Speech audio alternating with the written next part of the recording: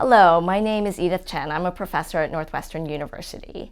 For childhood asthma, we know that neighborhood environment conditions, things like pollutants and allergens, play an important role in childhood asthma. But what's been less known is the role that neighborhood social conditions might play.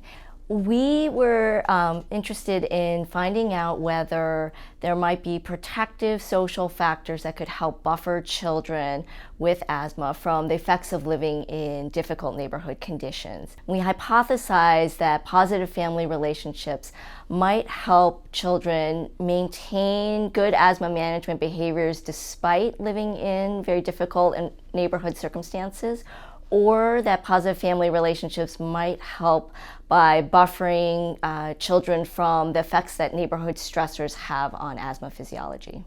And so what we can do is take essentially a virtual walk down somebody's neighborhood and code for the presence of things that indicate neighborhood danger or disorder. So these would be things like the presence of graffiti on the block, like the presence of abandoned or rundown cars, like having bars or grates on windows or doors of shops or of homes, of having boarded up or abandoned homes in the neighborhood. Doing this allows us to get a more objective picture of what it is likely like for our participants in their daily life in terms of the kinds of danger and disorder that they're encountering in their neighborhoods as they're walking from their homes to various places. We also interviewed children about their family relationships, and we coded for the amount of conflict, trust, and support that was present. We found significant interaction effects between neighborhood conditions and family relationships. When children lived in neighborhoods that were high in danger or disorder,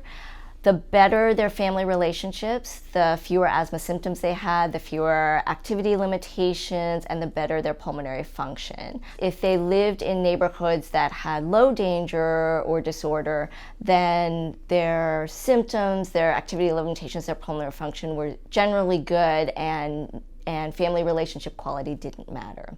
We also found the same patterns when we looked at asthma management behaviors. So when neighborhood danger and disorder is high, then the more supportive a family is, the better that family is able to respond appropriately when the child is having asthma symptoms, and the more effective they are at integrating asthma management into their daily lives. If pediatricians are able to talk with families about the importance of supportive relationships in terms of helping children with managing their asthma, while at the same time acknowledging the realities of the ongoing difficulties that many of these families are facing, this may be able to help a number of families. One of the big limitations of the study was that it is cross-sectional and observational. We can't know for certain whether neighborhood social conditions and whether family relationship quality has a causal effect on childhood asthma outcomes. Strong family relationships may be able to help with childhood asthma outcomes. For children who have supportive family relationships,